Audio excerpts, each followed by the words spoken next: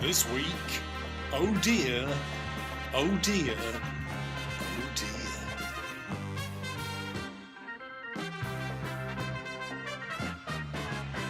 Yes, hello and welcome to this 24/7 US election special. It's been quite a week, hasn't it?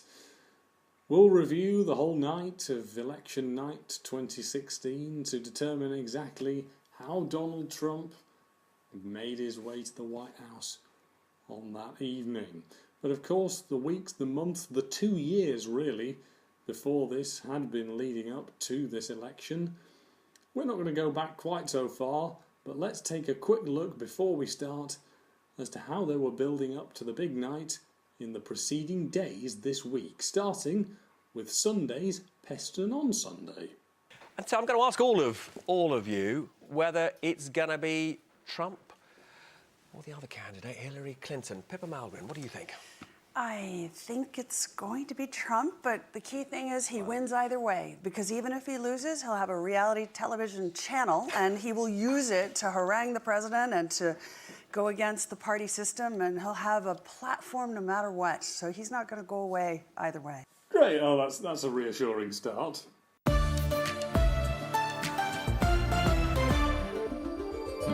Welcome back to Peston on Sunday. Now, joining me are the disco legend, Sister Sledge, who've been campaigning for female empowerment for some time. Well, I suppose they're entitled to their opinion as much as anybody else is, but Sister Sledge, here we are.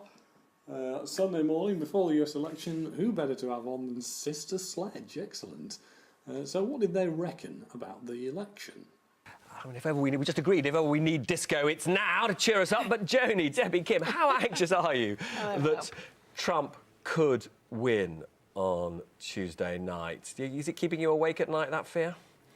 Who? Trump. Sorry, I didn't hear that. Trump is not... No, there's no worries whatsoever. Yeah, let me just make a note of that. No worries whatsoever. I mean, I'm going to use the "we are family" cliche, but I mean, America doesn't feel like a very happy family at the moment, does it? It feels a bit more like a dysfunctional family. It What's does. gone on? It's actually embarrassing, to be honest with you. In fact, most of Peston's show still focused on the UK and the Brexit negotiations, proving that we were very much in the calm before the storm. Next Sunday, we'll know who's going to be the leader of the free world. Blimey. ITV's other political programme, The Agenda, was also looking ahead to the election, and because Tom Bradby was covering the big day over in America, it was hosted by Peston again, and on as a guest he had that other unexpected winner, Nigel Farage. What do you see in him? Well, I don't support everything he said or stands for. I haven't even endorsed him. What part of going to his rally isn't endorsing him? But, what you're describing is someone who basically is picking it up as he goes along. Well, why? Is something wrong with that? It was another eclectic guest mix on The Agenda, and David Baddiel, the comedian, I think had hit upon a key issue as regards Trump versus the establishment.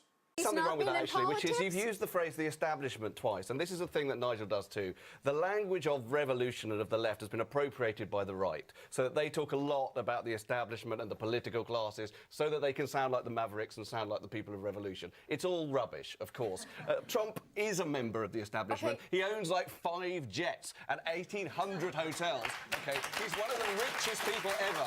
He is a man of power. He is a man of the establishment. But Trump supporter Jan Halper Hayes wasn't having any of it. He has said, I have been an insider, and now I'm an outsider because I'm going to change that system. And that is one of the key things that our system does need to be changed. You know what I wish that politicians would do? I wish they would wear race car drivers' uniforms. It's all white. We all wish that, Janet. Wait a minute.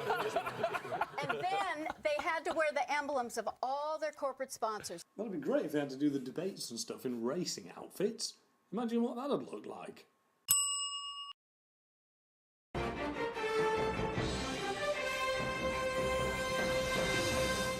As always, the night was being covered by ITV and the BBC, and the BBC is where we're going to start with the opening exchanges. Can I take a quick trip down memory lane here? Why not? Date myself ferociously.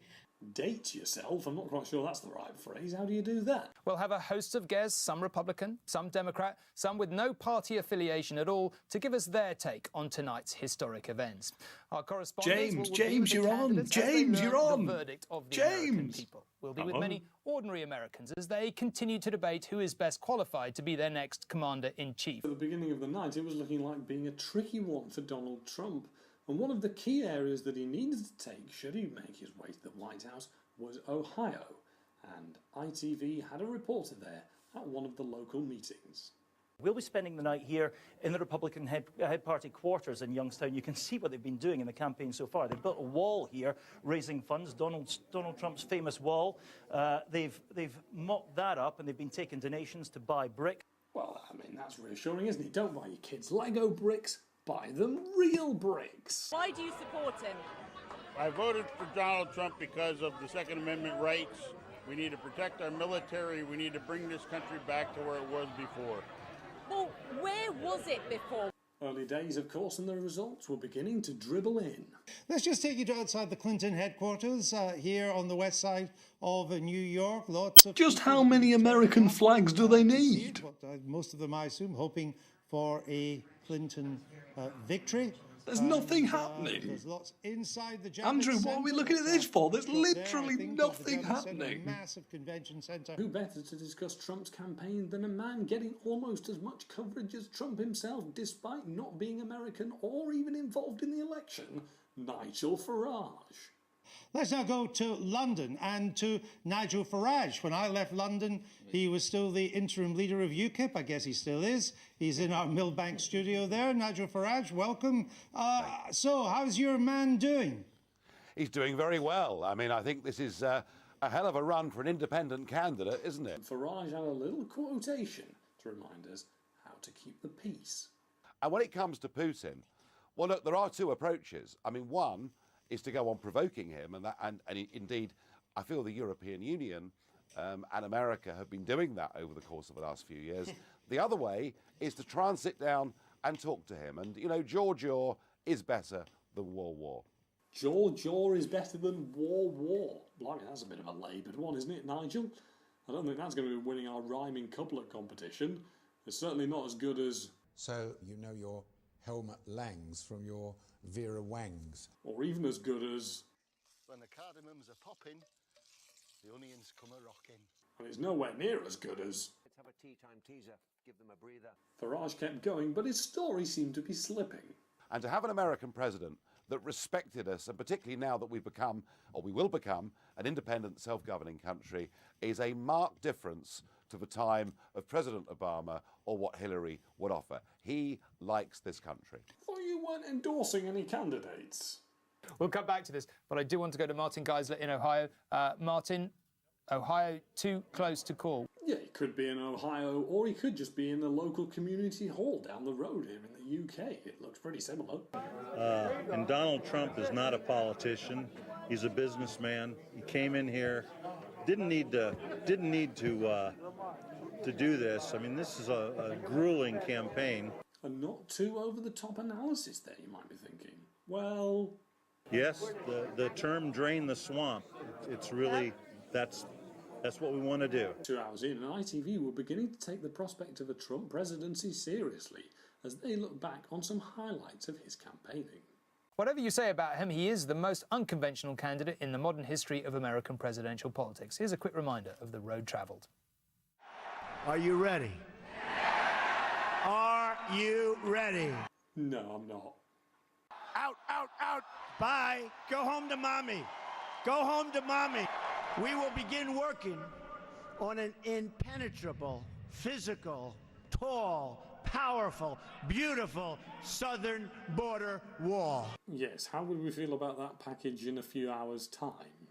I will totally accept the results of this great and historic presidential election if I win. Well, put it this way, I'm going to accept the result if you lose.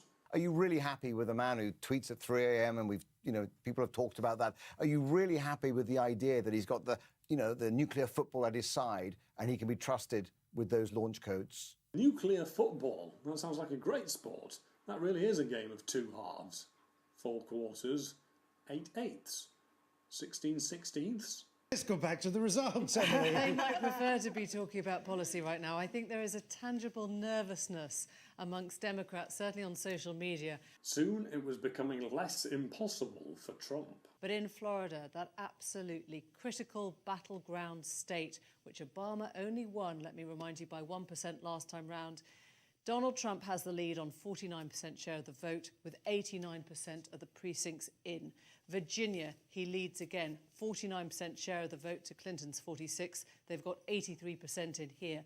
Ohio, he's extended his lead here, only 37% on. That could change, but on current predictions, he's on 52% share of the vote to Clinton's 44%. It was getting late, of course, and somebody at ITV couldn't add up. And I'm just appalled and embarrassed to be on a program, a broadcast in the UK, and hearing a candidate for one of the two prominent parties in America just say all these horrible things, thing after thing after thing, disrespectful. That won't go away. But what is Hang on, Trump was on 138 a minute ago.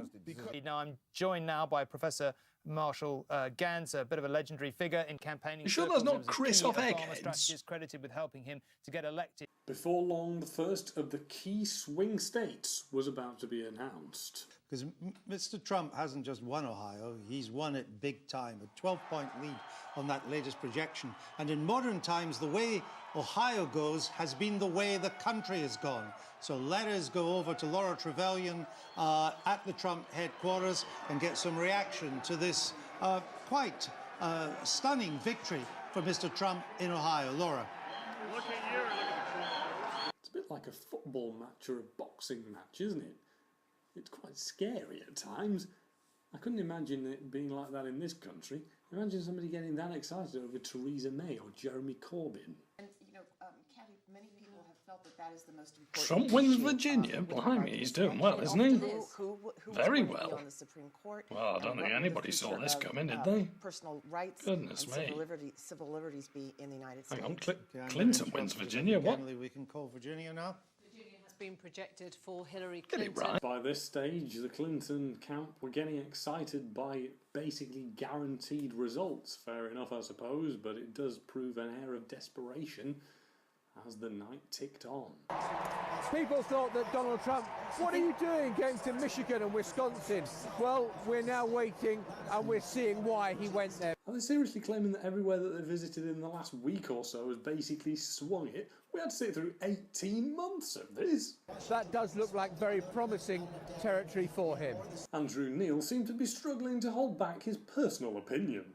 But it's a projection from the New York Times, the bastion, the home of liberal journalism in the United States, an incredible supporter for the Democrats and for Mrs. Clinton. They're now saying that Donald Trump has a 95% chance of being the next president of the United States. We saw all the unnecessary hundreds of USA flags at the Clinton camp earlier on. Well, over at Trump HQ it was quite similar, apart from they seemed to just be using any flag they could lay their hands on. People want a different kind of leader. They don't want a lifelong politician. And if he was a lifelong politician, he would know every vice president of every country. He probably doesn't. Yeah, it's not a quiz. And Hillary probably comes close to knowing that. There's probably a few she doesn't. 4:30 a.m. UK time and Florida was about to be called. It had been a tight race all night, but the way that it went would almost certainly prove decisive to this result. They have just called Florida for Donald Trump. It has been projected for the Republicans for Donald Trump on 49.1% share of the vote. Incredibly tight, but not as tight as it was last time round. And Iowa quickly followed. It was the first caucus. It was the one that Trump didn't win. He lost out to Ted Cruz in this. We talked about it being a very religious community, broadly white community, traditional farming territory, the kind of demographic that played pretty well to the Texas Senator Ted Cruz. And yet here we are. Iowa has chosen Donald Trump. So the pollsters seem to be getting it wrong again. Just how can we predict these elections reliably? Emily Maitlis had an idea. He's not there, but he's pretty much there. What have we learnt tonight? That it might be time to throw professional political polling out the window for a while and go back to Paul the Octopus and his 8 tentacles. It seems as good a chance as any of getting things right. Is he here? Yeah, he died a few years ago, I'm afraid. Good gag from Emily, you might think. Or has she stolen it from Chaser Paul Sinner on Twitter? So who can cheer us up from all this doom and gloom? ITV had the answer, did they? So we're beginning to see these states starting to fall, but we still have some critical ones. And we are joined, I'm told, by Nigel Farage outside the US Embassy in London. Nigel, good evening. Oh, it's Farage again. Great. What we really need right now is an interesting turn of events, isn't it? Something just to excite the night a bit. By 6 a.m, it was looking so likely that Donald was going to win that Jeremy Vine began reviewing the night. Let's just take you through then the sequence of events on this historic night in American politics and for the world. I'll take you now to the Washington Monument, and we just bring it on here, and we can show you just what we saw coming into the studio. Hang on, all he did was walk round the camera and it was a completely different place. I wonder whether my camera can play such tricks. Let's find out, shall we? No, it must just be his camera. Everything seems the same here. I must say, Jeremy and his team were excelling themselves. 12:26. What do we get? Nevada and Washington for the Democrats. Georgia and Iowa. Now, Georgia was interesting because there was some talk during the campaign it might go Democrat. We'll take those electoral college votes and we'll pile them on as well. 12:26 now, Eastern Standard Time. And that's where it lies for now. With the election heading for Trump's victory but not completely finished, there was a bizarre speech from the Clinton camp.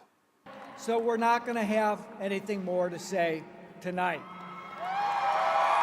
So listen to me. Everybody should head home.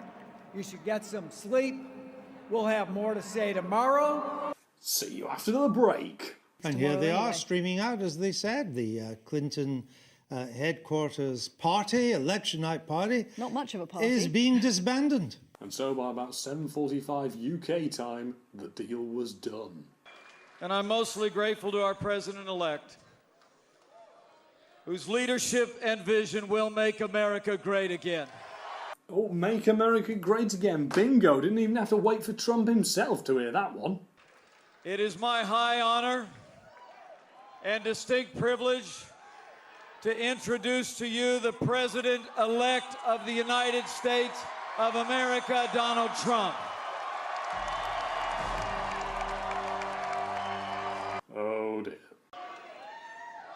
Sorry to keep you waiting. Complicated business. Complicated. Please say something statesmanlike. I've just received a call from Secretary Clinton.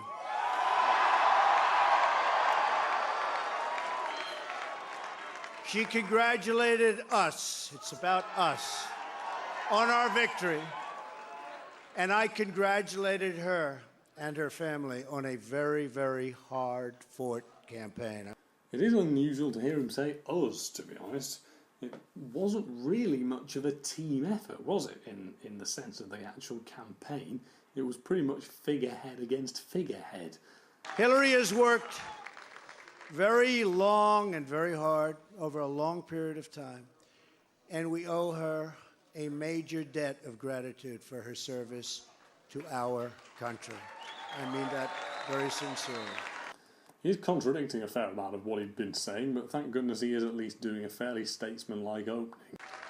I pledge to every citizen of our land that I will be president for all Americans, and this is so important to me.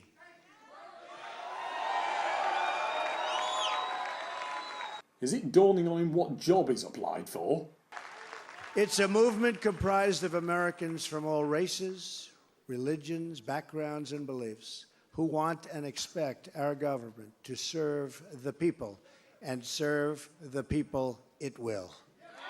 Well, he's saying all the right things, and we wish America the best. Of course, we wouldn't want it to go badly, and, well, 4 years. Let's find out whether it does or not, to be honest. I've spent my entire life in business looking at the untapped potential in projects and in people all over the world. That is now what I want to do for our country. Tremendous potential. I've gotten to know our country so well. Tremendous potential. It's going to be a beautiful thing. Just time for It's Going to Be a Beautiful Thing. Excellent. I'm one off the line now.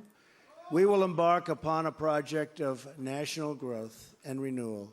I will harness the creative talents of our people, and we will call upon the best and brightest to leverage their tremendous talent for the benefit of all. It's going to happen. Where was this Trump in the campaign? Although I think that cuts directly to the point, doesn't it? If he'd done this in the campaign, if he'd acted like this in the campaign, would he have won? Possibly not. And now, I'd like to take this moment to thank some of the people who really helped me with this, what they are calling tonight, very, very historic victory. A very, very historic victory. Only he could describe it like that. I love you and I thank you, and especially for putting up with all of those hours. This was tough. This was tough. Yeah, it was pretty tough for the rest of us as well. You've all given me such incredible support, and I will tell you that we have a large group of people. You know, they kept saying we have a small staff. Not so small. Look at all the people that we have. The last leg has become a bit of a staple of the schedules, and of course had an election special of its own on Wednesday. Stay up for the vote, analyse the results and watch the map turn red like a teenager on a first date. It's Wednesday, we're live, and it's time for the last leg US election special. Comedy will be pleased in a way, but I think many might have sacrificed that. She's enormously unpopular. We like her over here because, you know, she's American. She's not part of our culture. She's really disliked over there, isn't she? The last leg also focused on a key clip from the election campaign. As you say, Ed, he played the game of going negative, of attacking her, and she avoided it from the most part. But then she kind of got herself into trouble when she did attack back, and in particular when she attacked his voters in this one. You could put half of Trump supporters into what I call the basket of deplorables. Right? The racist, sexist, homophobic, xenophobic, Islamophobic, you name it. And that could be a key clip and a key moment in the campaign that got a little bit glossed over at the time. The way that she's described the Trump supporters there is only going to galvanise them more, isn't it?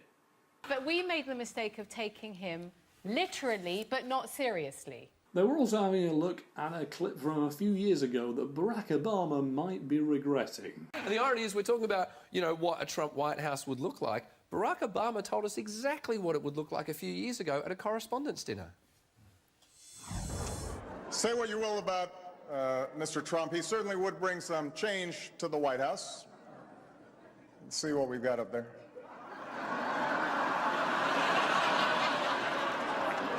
So, is this a phase or is it the future? Are we going to see more outsiders making their way into politics?